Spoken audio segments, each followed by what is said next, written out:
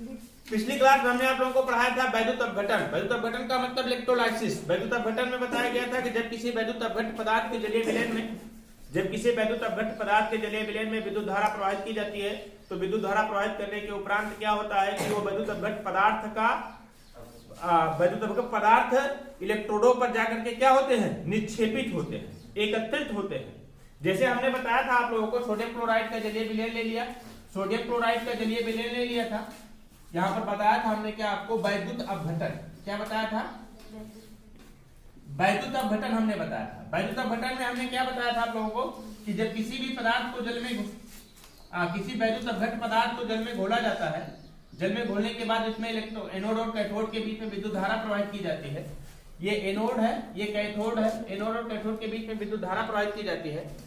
तो जैसे Na घोला गया है तो Na पॉजिटिव Cl नेगेटिव में टूट जाएगा, तो Na पॉजिटिव जाकर के ऐड हो जाता था किस पर, कैथोड पर, Cl नेगेटिव जाकर के एनोड पर, और वहीं पर Na पॉजिटिव पहुंच जाता था कैथोड पर, वहां से इलेक्ट्रॉन को गेन करता था। इलेक्ट्रॉन को गेन करने के बाद किसमें मुक्त हो जाता था, सोडियम में मुक्त हो जाता था। यहाँ पर सोडियम निकल जाता था और यहाँ पर निकल जाता था क्या आपका, Cl2। अर्थात हम कह सकते हैं कि जब किसी वैद्युत अपघट्य पदार्थ में इलेक्ट्रोड लगा करके उसमें विद्युत धारा दी जाती है, तो विद्युत धारा देने पर क्या होता है, एनोड और कैथोड पर पदार्थ निक्षेपित होते हैं। निक्षेपित होने का मतलब क्या होता है, मुक्त होते हैं। जैसे सोडियम क्लोराइड के जलीय विलयन में विद्युत धारा प्रवाहित करने पर, सोडियम क्लोराइड के जलीय विलयन में विद्युत धारा प्रवाहित करने पर क्लोरीन एनोड पर मुक्त होती है और सोडियम कैथोड पर मुक्त होता है। हमने इस रिएक्शन को भी आप लोगों को बता दिया था, क्या Na positive plus electron gives out, क्या बताया था, Na, मतलब कि यहाँ पर सोडियम निक्षेपित हो रहा था। निक्षेपित होने का मतलब क्या हो रहा है, मुक्त होना, उसी पर जाकर के अलग हो जाना, वहीं पर अलग हो जाना। और यहाँ पर क्या, जैसे Cl नेगेटिव, 2Cl नेगेटिव था, 2 इलेक्ट्रॉन को क्या करता था, रिमूव करता था और चेंज हो जाता था किसमें, Cl2। यही ना, यही बताया था ना हमने। अब वैद्युत अपघटन की प्रक्रिया पर ही फैराडे ने प्रयोग किया। किसने? फैराडे ने प्रयोग किया। फैराडे ने अपने प्रयोग के आधार पर वैद्युत अपघटन का नियम दिया। तो प्रयोग उनका क्या था, उनका प्रयोग क्या था, देखिए बेटा, जब इसमें इलेक्ट्रोड लगा करके विद्युत धारा प्रवाहित की जाएगी तो विद्युत धारा व्यय होगी कि नहीं व्यय होगी, खर्च होगी ना। और विद्युत धारा तो खर्च होगी, लेकिन पदार्थ भी इस पर क्या होंगी, निक्षेपित होंगे। पदार्थ भी मुक्त होंगे कि नहीं, इलेक्ट्रोडों पर, पदार्थ भी इलेक्ट्रोडों पर मुक्त होंगे ना। तो फैराडे ने क्या किया, एक नियम बना दिया। क्या, किसके किसके बीच में संबंध बना करके नियम बनाया, निक्षेपित हुए पदार्थ की मात्रा और व्यय हुई वैद्युत ऊर्जा के बीच में संबंध को स्थापित किया। और उसी संबंध को कौन सा नियम कहा गया, फैराडे का नियम बताया गया। और फैराडे ने उस संबंध में, उसमें क्या क्या संबंध होता है, निक्षेपित हुए पदार्थ की मात्रा। पहले तो ये जानिए कि फैराडे के नियम में आपको पढ़ना क्या है, फैराडे के नियम में आपको पढ़ना क्या। फैराडे के नियम में फैराडे ने बताया क्या था, फैराडे ने सिर्फ यही बताने का प्रयास किया कि जब किसी वैद्युत अपघट्य में इलेक्ट्रोड लगा करके विद्युत धारा प्रवाहित किया जाता है, जब किसी वैद्युत अपघट्य में इलेक्ट्रोड लगा करके विद्युत धारा प्रवाहित किया जाता है, तो विद्युत धारा प्रवाहित होने पर क्या होता है, इलेक्ट्रोडों पर पदार्थ निक्षेपित होते हैं। इलेक्ट्रोडों पर पदार्थ निक्षेपित होते हैं मतलब मुक्त होते हैं, और इलेक्ट्रोडों के द्वारा विद्युत धारा दी जाती है। तो उन्होंने किसके बीच में संबंध व्यक्त किया, इलेक्ट्रोडों पर निक्षेपित हुए पदार्थ की मात्रा और वे हुई विद्युत ऊर्जा के बीच में संबंध व्यक्त किया। और इसी संबंध को फैराडे के नियम के द्वारा दिया गया। किसके, फैराडे का नियम। तो आपको पढ़ना क्या है यहाँ पर, फैराडे के वैद्युत अपघटन के नियम। तो हेडिंग बनाइए, फैराडे के वैद्युत अपघटन के नियम। फैराडे के वैद्युत अपघटन के नियम।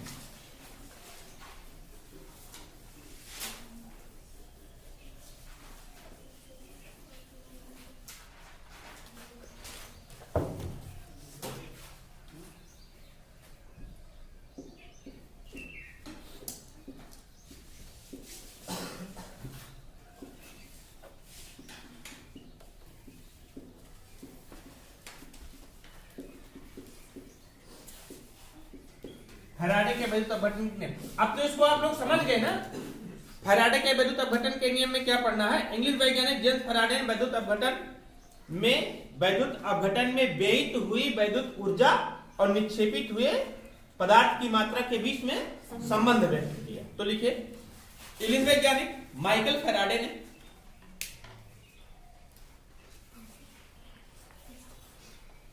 इंग्लिश वैज्ञानिक माइकल फैराडे ने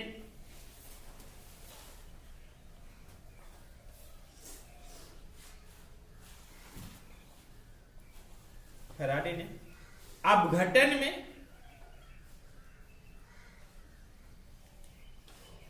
व्ययित विद्युत ऊर्जा की मात्रा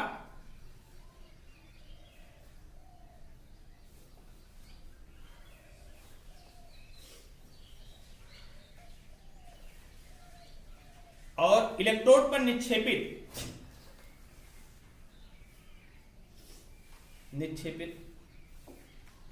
पदार्थ की मात्राओं में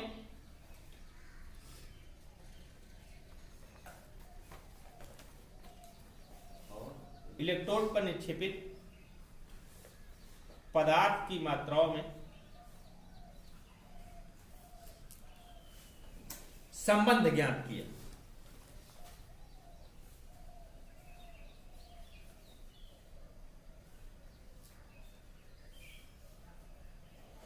जिसे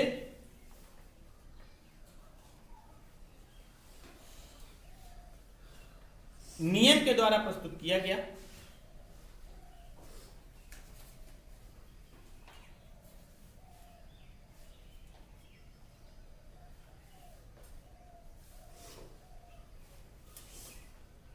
जिसे फैराडे का नियम कहते हैं।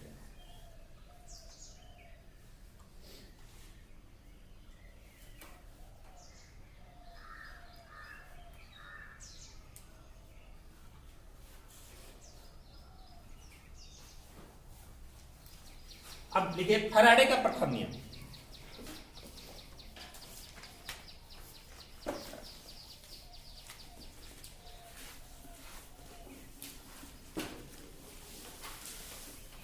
फैराडे का प्रथम नियम बहुत आसान नियम।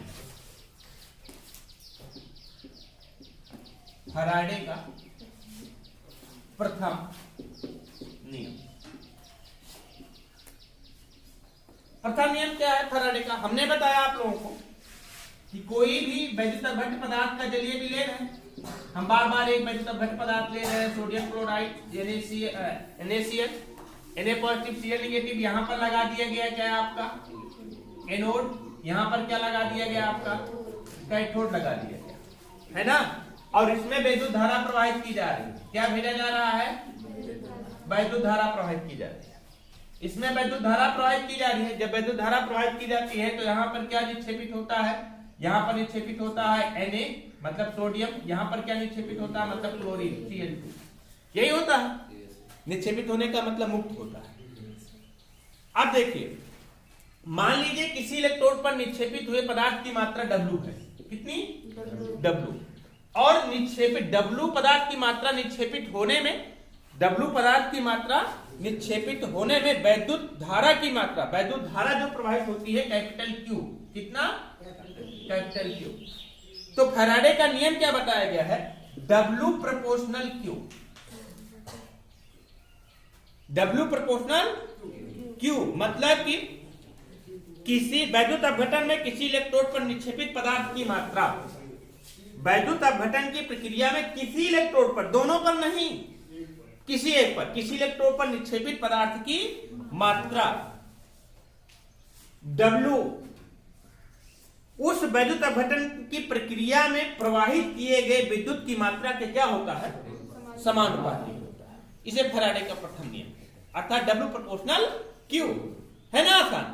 बहुत आसान है कि वैद्युत अपघटन की प्रक्रिया में किसी इलेक्ट्रोड पर निक्षेपित, चाहे किसी इलेक्ट्रोड का मतलब चाहे एनोड पर चाहे कैथोड पर, किसी एक इलेक्ट्रोड पर, किसी इलेक्ट्रोड पर निक्षेपित पदार्थ की मात्रा, किसी इलेक्ट्रोड पर निक्षेपित पदार्थ की मात्रा वैद्युत अपघटन में प्रवाहित विद्युत की मात्रा की क्या होता है? समानुपाती।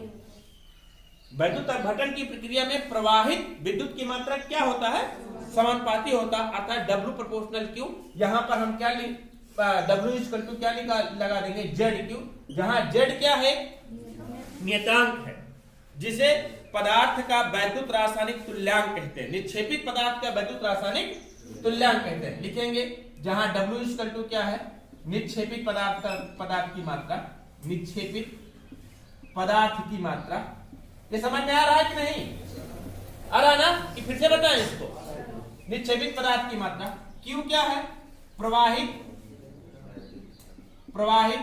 वैद्युत की मात्रा। क्या है? प्रवाहित वैद्युत की मात्रा। और फिर जेड क्या है? निक्षेपित पदार्थ का वैद्युत रासायनिक तुल्यांक है। जेड क्या है? निक्षेपित पदार्थ का क्या है? वैद्युत रासायनिक तुल्यांक। समझ गए ना? और यहीं पर हम फिर जानते हैं क्या? यहीं पर जानते हैं कि यदि आई एम्पियर की धारा टी समय तक प्रवाहित किया जाए, आई एम्पियर की धारा टी समय तक प्रवाहित किया जाए, मतलब कि आई एम्पियर की धारा कितने समय तक? टी समय तक प्रवाहित किया जाए, टी समय तक प्रवाहित किया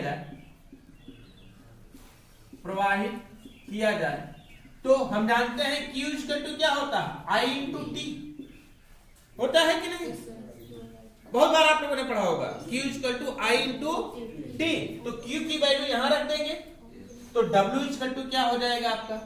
Z into I into T हो जाएगा कि नहीं हो जाएगा? यहां से हम बहुत महत्वपूर्ण चीजें बताने जा रहे हैं आप लोगों को, बहुत महत्वपूर्ण चीजें बताने जा रहे हैं। अभी देखिएगा W इक्वल टू क्या हो जाएगा? ZIT होगा कि नहीं होगा? अब देखिए यहीं पर हम यहां पर बताते हैं। देखिए क्या है कि यदि I equal to 1 ampere, I equal to 1 ampere, T equal to 1 second, T equal to 1 second, तो I और T का मान 1 हो जाएगा तो W equal to Z into 1 into 1 होगा कि नहीं होगा? W इक्वल टू क्या हो जाएगा? Z क्या था आपका? निक्षेपित पदार्थ का वैद्युत रासायनिक तुल्यांक था ना? निक्षेपित पदार्थ का वैद्युत रासायनिक तुल्यांक था। अब मतलब क्या हुआ कि यदि 1 एम्पियर की धारा इस वैद्युत अपघटन की प्रक्रिया कराने में कितने एम्पियर की? 1 एम्पियर की धारा कितने समय तक? 1 सेकंड तक प्रवाहित किया जाता है तो 1 सेकंड तक प्रवाहित किया जाता है तो निक्षेपित पदार्थ की मात्रा पदार्थ के वैद्युत रासायनिक तुल्यांक के बराबर होता है। समझ गए कि नहीं? फिर से बताएं इसको, फिर से बताएं, देख लीजिए एक बार। देखिए फैराडे ने किसका प्रयोग किया था? फैराडे ने सिर्फ ये बताया था, फैराडे ने एक संबंध बताया था। और किसके किसके बीच में संबंध बताया था? प्रथम नियम में किसके किसके बीच में संबंध बताया था? किसी भी इलेक्ट्रोड पर निक्षेपित पदार्थ की मात्रा, किसी भी इलेक्ट्रोड पर निक्षेपित पदार्थ की मात्रा और निक्षेपित पदार्थ की मात्रा में जितनी व्यय हुई विद्युत ऊर्जा। जैसे मान लीजिए एक वैद्युत अपघट्ट पदार्थ है, एक वैद्युत अपघट्ट पदार्थ का जलीय विलयन है। इसमें क्या लगाए गए हैं? आपके इलेक्ट्रोड लगाए गए हैं। एक को बनाया गया है क्या? आपका एनोड, दूसरे क्या बनाया गया? आपका कैथोड। दोनों के बीच में विद्युत धारा प्रवाहित कर रहे हैं, है ना? विद्युत धारा प्रवाहित कर रहे हैं। तो मान लीजिए यहाँ पर कोई भी वैद्युत अपघट्ट पदार्थ, मान लीजिए हमने बताया Na पॉजिटिव Cl नेगेटिव, मतलब NaCl ही था। तो Na पॉजिटिव जाकर के जुड़ेगा किस पर? मुक्त होगा किस पर? कैथोड पर। Cl नेगेटिव जाकर के मुक्त होगा किस पर? एनोड पर। अब मान लीजिए निक्षेपित हुआ पदार्थ की मात्रा कितना है? W। निक्षेपित हुए पदार्थ की मात्रा कितना है? W। और प्रवाहित विद्युत धारा की मात्रा क्या है? Q। तो फैराडे का संबंध क्या आ गया था? W proportional Q। W proportional Q। अर्थात वैद्युत अपघटन की प्रक्रिया में किसी भी इलेक्ट्रोड पर निक्षेपित पदार्थ की मात्रा, किसी भी इलेक्ट्रोड पर निक्षेपित पदार्थ की मात्रा उस वैद्युत अपघटन की प्रक्रिया में प्रवाहित विद्युत धारा की मात्रा के क्या होता है? समानुपाती होता है। होगा कि नहीं होगा? वैद्युत अपघटन की प्रक्रिया में प्रवाहित विद्युत धारा की मात्रा की क्या होगा? समानुपाती होता है। प्रोपोर्शनल का चिन्ह हटा देंगे, W इक्वल टू क्या हो जाता है? ZQ। हमने बताया था आप लोगों को, जहां W क्या है? निक्षेपित पदार्थ की मात्रा है, निक्षेपित पदार्थ की मात्रा है, और Q क्या है आपका, क्या है, प्रवाहित वैद्युत धारा की मात्रा, प्रवाहित वैद्युत धारा की मात्रा कूलाम में बेटा, ये तो कूलाम में ही मापा जाएगा, कूलाम में, ये किसमें मापा जाएगा बेटा, यहां पर ग्राम में, ठीक है। और जेड क्या है, पदार्थ है, निक्षेपित पदार्थ का वैद्युत रासायनिक तुल्यांक, निक्षेपित पदार्थ का वैद्युत रासायनिक तुल्यांक, है ना। अब ये कितने हो जाएगा, यहीं पर हम एक चीज और बता दें, Z इक्वल टू क्या हो जाएगा, W/Q होगा कि नहीं होगा। W का मतलब ग्राम में, Q का मतलब कूलाम में, होगा ना। W का मतलब किसमें, ग्राम में, और Q का मतलब किसमें, कूलाम में। तो मात्रा क्या हो जाएगा, ग्राम प्रति कूलाम। इतना समझ गए ना, ये Z का मात्रक है।